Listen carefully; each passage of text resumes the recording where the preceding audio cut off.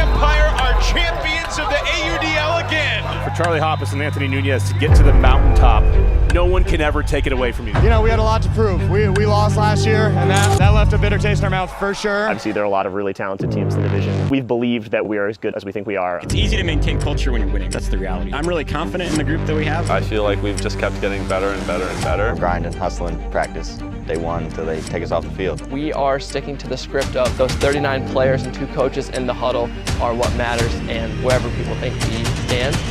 So let's play the games and figure that out.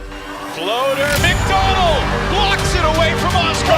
Enormous layup block. Into the end zone. It is caught. Kyle Henke came back. Oh, goodness. He went up, and then he just kept on going up. And it comes down to the hands of Benyat. You almost can't believe the story.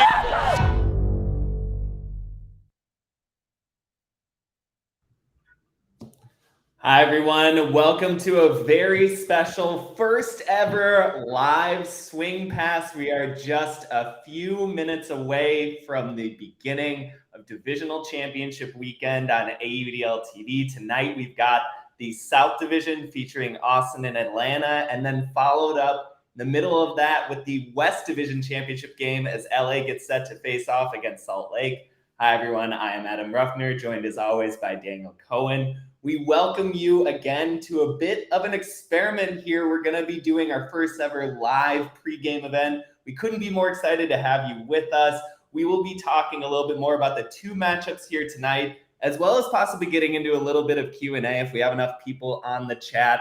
We're just going to roll right into it. So I want to kick it over to Daniel. Daniel, what are you most looking forward to tonight in these 2 big South and West Division matchups? Oof, what a question. First of all, I love rewatching that season trailer at this point in the season and just who we thought the best teams were last year. I mean, of course, it was based on last year's Final Four, but just the fact we don't have Carolina or Colorado in this round. What I'm looking forward to most is just the fresh meat we have in the divisional round of the playoffs. Like, we don't have a Carolina or Dallas winning the South this year. It's going to be either Austin or Atlanta for the first time ever. And of course, in the West, LA is just rolling recently. I don't know what it is, but their season has just been a slow climb upward. Whereas I love the clash with Salt Lake, which has just been like consistently dominant all year. But of course, their one loss this season came in their most recent game against New York. So there's definitely a lot to get hyped about coming into this weekend, but just excited overall for some more Ultimate. We had the week off last week. It'll be good to get back into things. As Daniel says, 3 of the 4 teams playing tonight have never qualified for Championship Weekend. LA, the only attendee to go so far. They attended way back now in 2018. They lost to Madison in the semifinals of that year. So, as you say, a lot of fresh meat on display here tonight. Let's talk about the first matchup between Austin and Atlanta. You had a good question when we were talking about this beforehand about which team is more prepared for this chance to attend Championship Weekend for the first time. These are 2 of the most talented teams in the league, but they both have something to prove here tonight in a way that I don't think either franchise has quite gotten to this level. Yeah, it's really been an interesting storyline for both these teams just over the past couple seasons. I mean, really starting with Atlanta in 2021, the fact that they got to the game to go to Championship Weekend against New York, very, very good playing in that first half, but then just kind of allowed a slow, steady New York comeback over the second half. And of course, Benyat took over in overtime. New York wins on a buzzer beater. We've heard this story before. And then Atlanta misses the playoffs altogether last year because Austin beat them super late in the season. So when I'm thinking about like which team is more prepared for this moment, I kind of feel like Austin might have the recent track record of big game performances. Like they needed that win against Atlanta last year. They needed that win 2 weeks ago against Carolina, of course, in the first round of the playoffs. They got it. Atlanta, on the other hand, they did beat Carolina in back-to-back games to end the season, but it was kind of a less than full strength Carolina roster. The last game of the season didn't matter a whole lot, although they did take them to overtime and pull out that win as well. I don't know. It feels like Austin is kind of, I feel like giving them the momentum advantage, as weird as that sounds. And really historically, this rivalry has been super competitive. So while Austin definitely seems like the underdog, just based on how Atlanta's been this season, it wouldn't surprise me to see Austin pull off the upset. Yeah, but, we're not even 2 years removed from Atlanta being in essentially a divisional championship game. Obviously, it was in the reformatted Atlantic Division era 2021, but they faced down New York in that playoff matchup. Much of the same core from that roster still exists on Atlanta today. Matt Smith, of course, making his amazing 300th goal in that game. He's still playing at a fantastic ceiling this year, as we've talked about before. Head coach Tuba Benson Jaja just believes this whole roster is peaking right now. I mean, I hear what you're saying about Austin. I do think that last year's results matter, but this Atlanta team, and we've talked about before, they have some of the most impressive quality wins over the last 3 seasons. Each of these years, they're kind of getting a caliber of a New York win in 2021 in the regular season. Last season, some impressive victories early in the year, particularly that big blowout win over Austin in week 4 of 2022. And then this year, dominating the Carolina series, winning the prior matchup with Austin. It just feels like the hustle have kind of been building over a longer timeline than Austin has over the past 2 years. But this hustle team, I mean, they have attended a South Division championship game in the past. It was way back in 2016 when they were the supreme underdogs to the undefeated Dallas Roughnecks that went on to win the title that year. But there are still a lot of residuals from that roster from 2021. This has kind of been a bit of a culmination for Atlanta and for that entire community, I think. You talk about a community that won Worlds essentially at the beginning of the 2010s and has kind of come down a peg or two since. It sort of feels like this might be the true revival of Atlanta in the South without a Carolina or a Dallas in front of them in the picture. But the Soul are going to be one hell of a test. I mean, they've shown that again and again. They really ratcheted it up in their opening round playoff win against Carolina. They looked like the better team throughout much of that game. Do you think that this game will come down to more execution or highlights? Because Atlanta has kind of been building this resume so far this season of having some very impressive drives. They played in New York with a great amount of discipline in week 7 of this year, even though they lost. I was really impressed with kind of the strategy that they prepared for. They can go big. They've got Brett Hulsmeyer. Dean Ramsey had a huge game against the Soul way back in week 3 of this year. You saw some of the highlights playing alongside of us just a moment ago.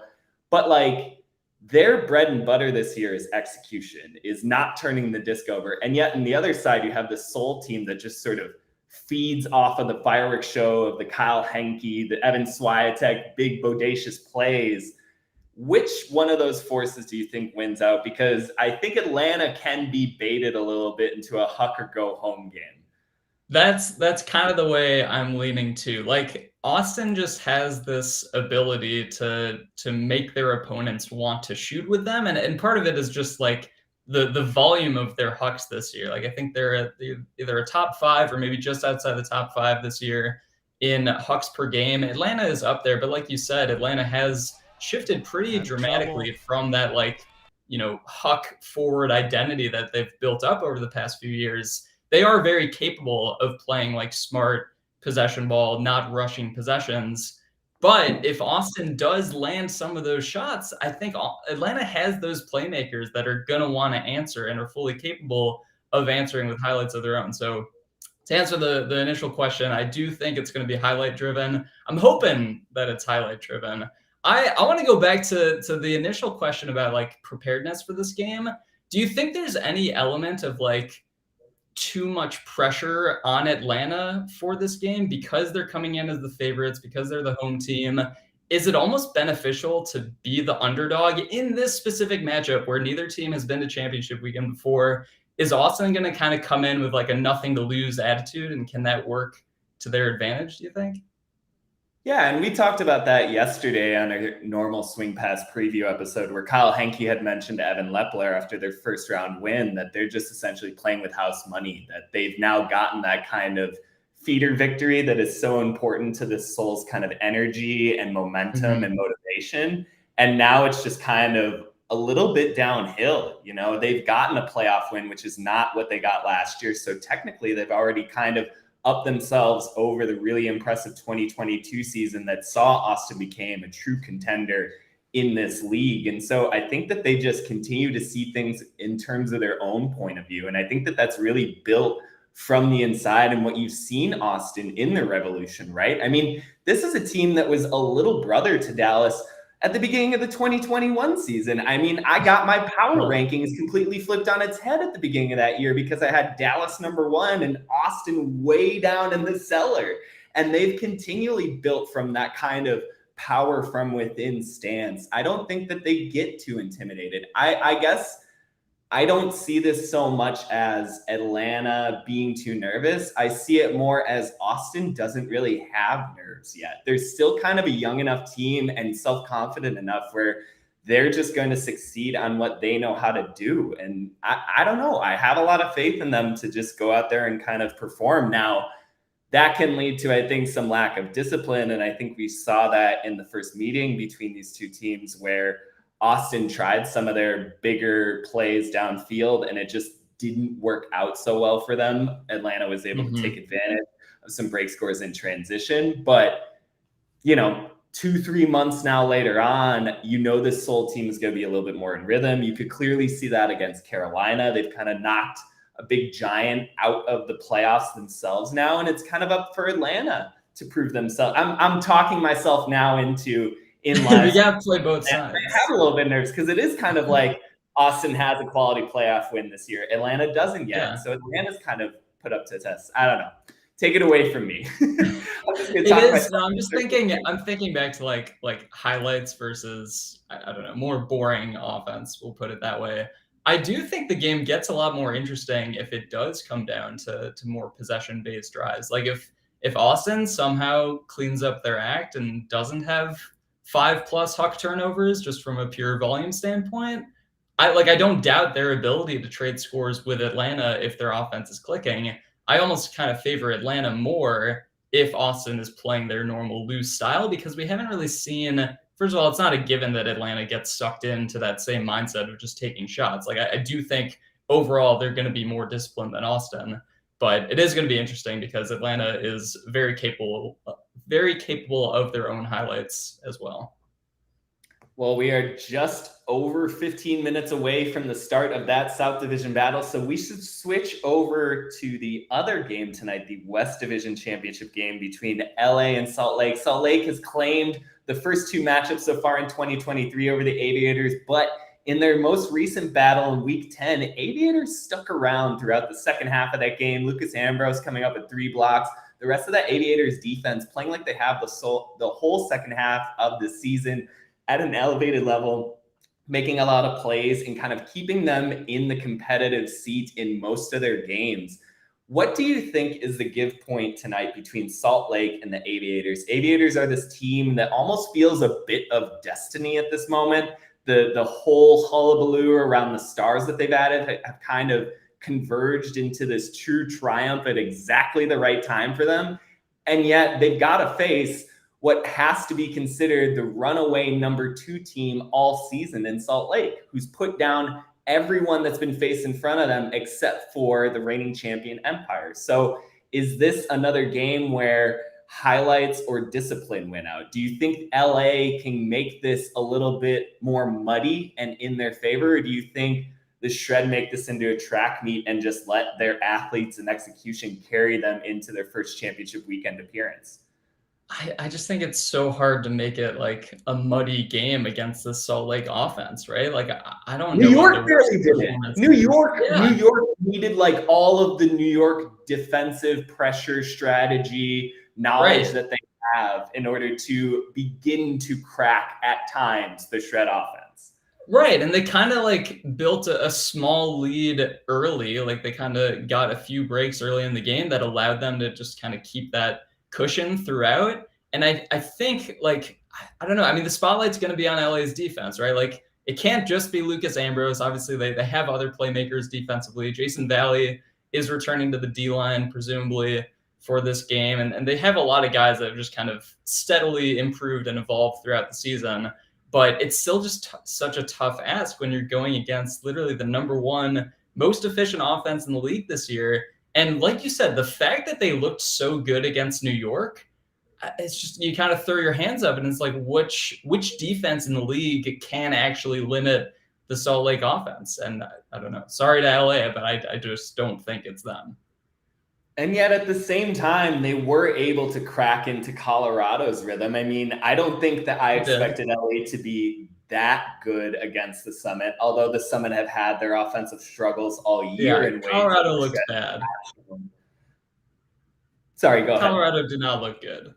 No, but I think that was also from the Aviators making some plays early. You talk about the Kevin Tien block and Alex Atkins deep. That is not a play that I think Colorado is necessarily expecting to happen to a star player. Is there a scenario where Aviators can get that kind of early Ambrose block on Kerr, maybe a Milan Ravenel block in space? He's got that kind of right place, right time, big momentum energy. They rally around people like that. I'm just kind of spitballing out loud here. It does feel like the Aviators have enough of a flint and a matchstick to kind of create a little bit of fire early if they can find opportunity.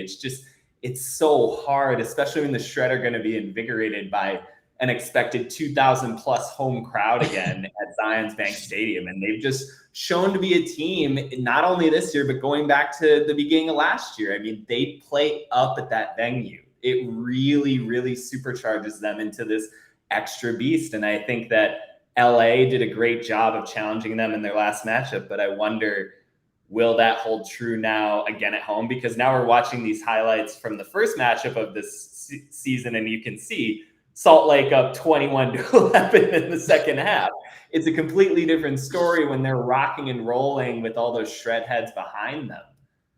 Yeah, no, you bring up a good point. If the LA defense can make some plays early, maybe that does enough to just mess with the rhythm of Salt Lake's offense just a little bit. And I do think Ambrose taking Jordan Kerr, if that is the matchup he's on, Kerr is definitely going to have to work out there. These cuts are not going to come easy. He's not going to get just open unders all day or open in the deep space. Ambrose is going to be lurking all over the fields.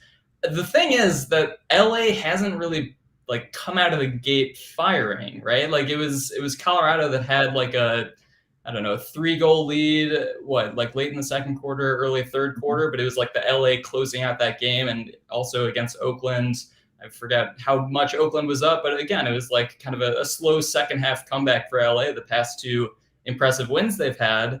And I just don't I don't know if it's in their identity to just come out as smooth as they can possibly play. Whereas Salt Lake, I also just trust Salt Lake more in the late game situations to close out the game like they did against Colorado twice. So there's enough stacked in favor of Salt Lake that I definitely favor them for this matchup by at least a few goals. But there is definitely something to the LA magic that we've been seeing recently. Yeah. Well, and I'm just thinking as you were talking, LA has not been a quick start team much at all this year. They kind of are a feel out, adjust their matchups, get a couple different rotations in, especially as they've kind of built into their identity in the second half and into this playoff run where they have a lot more tools at their disposal. They're not just going to say, here's our lineup, here's what we're running. And it'll be interesting to see if, we talked about it on yesterday's podcast, but the addition of Jason Valley, who hasn't played since week 2, is going to have a kind of effect on what sorts of matchups that they're looking at on defense. If he's maybe going to sub in on some O points because he has that built-in chemistry with Pavel. I think for the Aviators, there's a lot of questions, but maybe they can provide some benefit from that because they're going to be a little bit less of a known quantity heading into this matchup. Whereas with Salt Lake, they've kind of played their hand this season. You know what to expect from them. They're the regular season division champions. They've had, I think, the most consistent roster week to week of any team in the league outside of New York. I think Comet Miller had that analysis on Twitter a couple of weeks ago about lineup consistency. Shred are way at the top of that. And so, there's kind of this formidableness of just their strength and their power. But at the same time, they're a little bit more scoutable. You know what to expect from their offense. You know what kind of rotations they're going to play on defense. Whereas LA, they might be able to muddy things a little bit more through just opaqueness and a little bit of subterfuge, I think.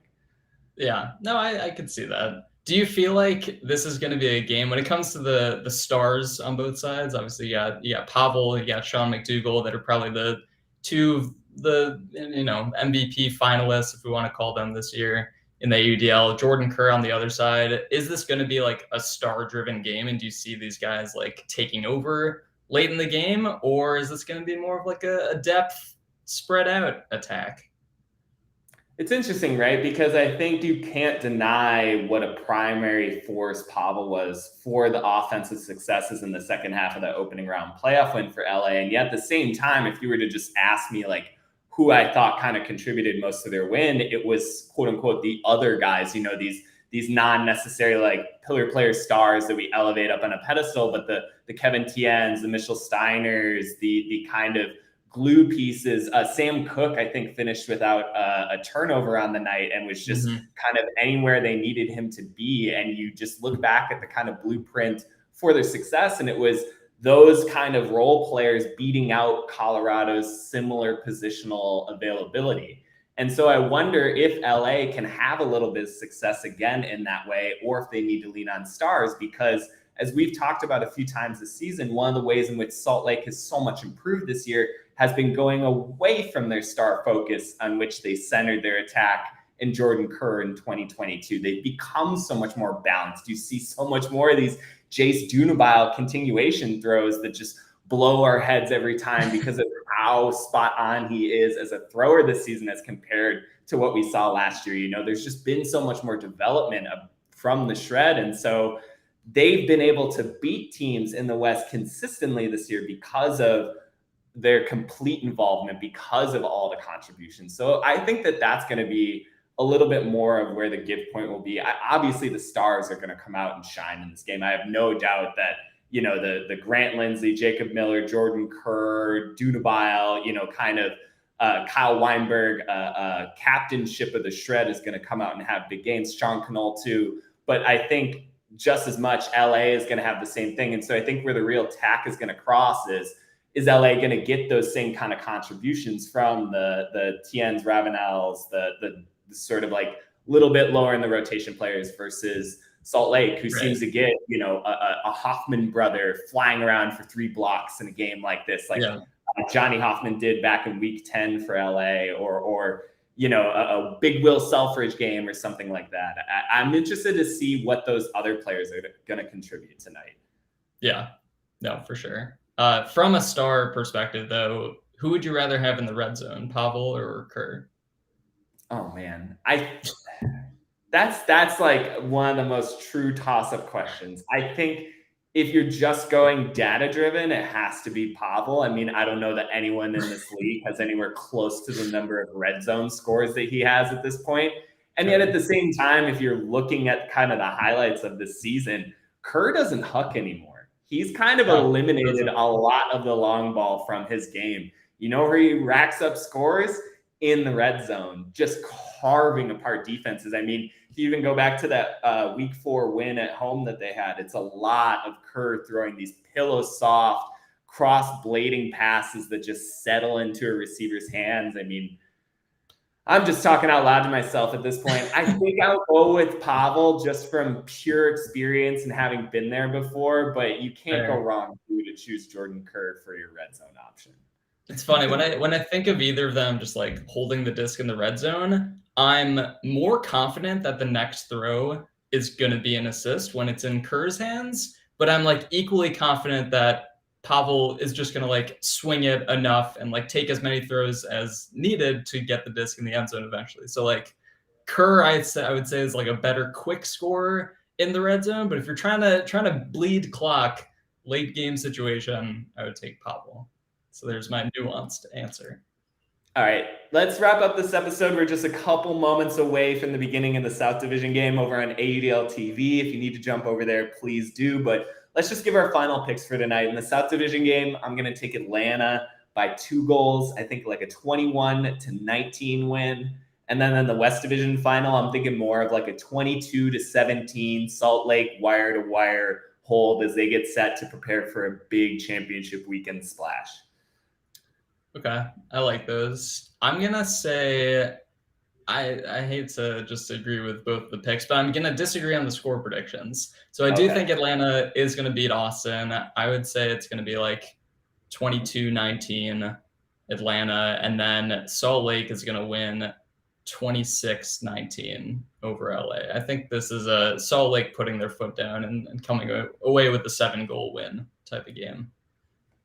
We shall see. Obviously, the Aviators have a little bit more playoff experience on their roster, but Salt Lake has been the best of the West all season. We'll be wrapping up here on this pregame episode of Swing Pass. We will hope to join you tomorrow before the 2 games in the East and the Central as well. And we will also try to do a post-game show after that to talk about all 4 qualifiers for the 2023 championship weekend. Now, go watch some Divisional Championship Ultimate on AUDL TV. We'll be there with you.